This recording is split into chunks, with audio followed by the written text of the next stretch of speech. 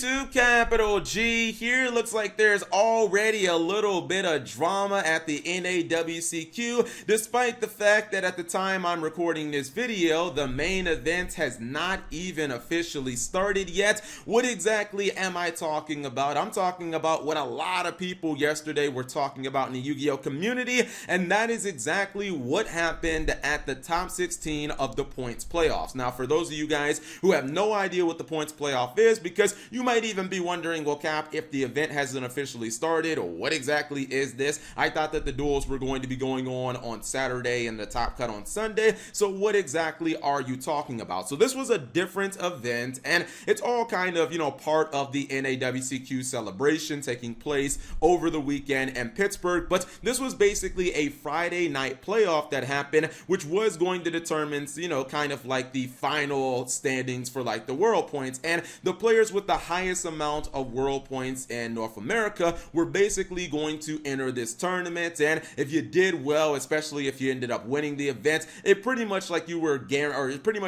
like you were guaranteed to stamp your ticket to Worlds. And obviously this is like one big tournament of just the highest ranking players. So it was a match between Altergeist and Salamangreat. So you can see the two duelists here in question, Dq'D Angelov and then Jongwon Lee. The duel in its entirety was an excellent duel, by the way, and I'll have the link to this in the description of this video. If you guys want to watch the duel in its entirety, you can go to this video, which again will be in the description, and then go to about 26 minutes. You'll be able to see the entire duel. But the point in question happens in duel 3, and this was again an excellent game. I really didn't see, in my opinion, that either player was trying to slow play, but it happens in game 3, where it appears that Salamangreat have a distinctive advantage at this point. I believe that the game state is the Altergeist player just having Conquerry on field with no other types of resources, and the Salamangreat player is in a pretty commanding position with a copy of Heat Leo on field. I believe that he might have a dead evenly matched set, but he's in a position where he should be in the driver's seat, and he is up in life points. And basically it kind of came down to a situation where he did a very strange act that some people might kind of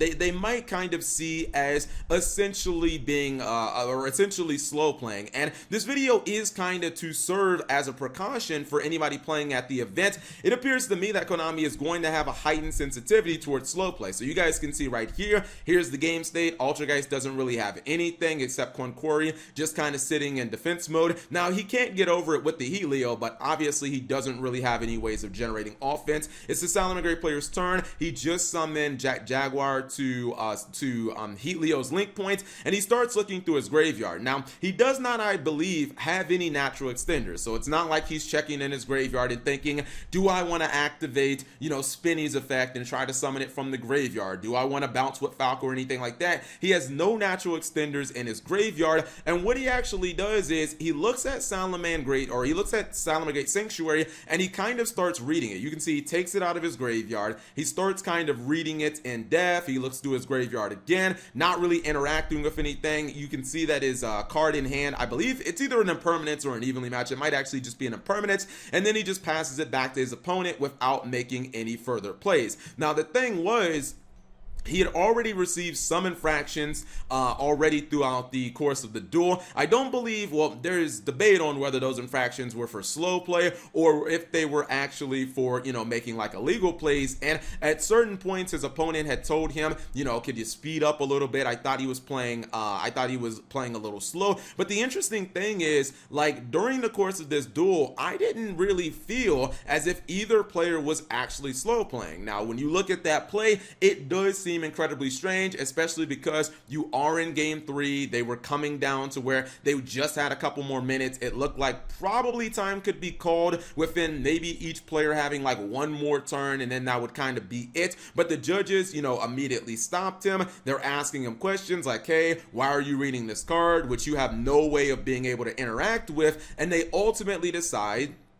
after deliberating and after he appealed, that he would ultimately get a game loss. And it's kind of a crazy situation, because when you really look at it and you look at both sides, I can kind of see this from both sides. If you look at the Salamangreat player, I mean, yes, that is a very strange interaction for you to just check a card in your graveyard and pretty much read it in detail and kind of be reading it for no reason when you can't interact with the card. There was no way for him to pull Salamangreat Sanctuary out of his graveyard, thus it really shouldn't have had any type of effect on the game state. So there's really no reason for him to kind of read the card. But at the same time, why would he need the slow play when he's in such a commanding position in the game? People were calling his opponent a shark. They're saying, hey, you tried to rush him. And it's interesting because if you, well, I guess, you know, depending on how you look at it, you might side with one of the Yu-Gi-Oh, or one side of the Yu-Gi-Oh community, because I found it interesting how people were responding online, because it really does seem like people are completely split on this. And I do feel like right now, because of the time rules, because no one really likes them, that people are obviously very sensitive to this topic. You see right here, here's a post that says when your slow play strat finally fails you, and you see all the, you know, reactions that it's getting. You're like, oh, okay, Cap. People are obviously on the side of the Altergeist guy. They're saying, hey, don't read your cards when you can't interact with them. There's no reason for you to, you know, look at that card. He's a slow player. He should be disqualified, etc., etc. Here's another meme right here with Triff Gaming, who's kind of an infamous player who, you know, he, according to him, he jokingly slow played her.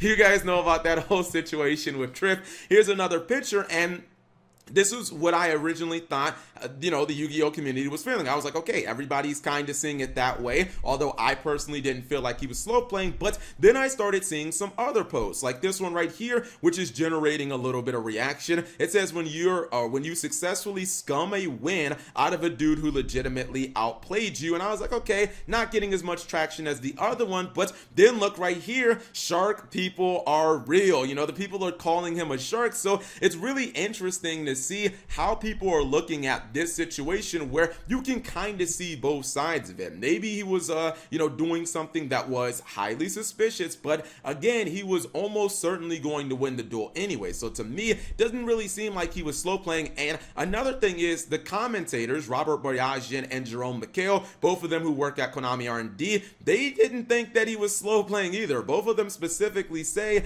they felt that the pace of the game was actually quite good. So I just think that this is a very interesting situation, and I kind of want to know where you guys fall. I personally feel like because the new time rules are still so unpopular that maybe we're starting to come full circle. Everybody's kind of antsy when it gets close to time, and obviously, you know, there are a lot of people who do slow play. They try to, you know, do unnecessary actions to put themselves in an advantageous position, but maybe we're starting to come full circle where it's going to be, even if you just check your graveyard one time during your turn and you don't have some sort of interaction, your opponent's going to immediately be like, ah, you're slow playing, you're doing something that's unnecessary. And it's like, where exactly do we draw the line? I think it'll be interesting to see if there are any more notable disqualifications on the live stream or anything like that, or how exactly Konami is going to kind of rule this over the weekend. I'm sure that they'll make some sort of announcement in the opening announcements for the NAWCQ, but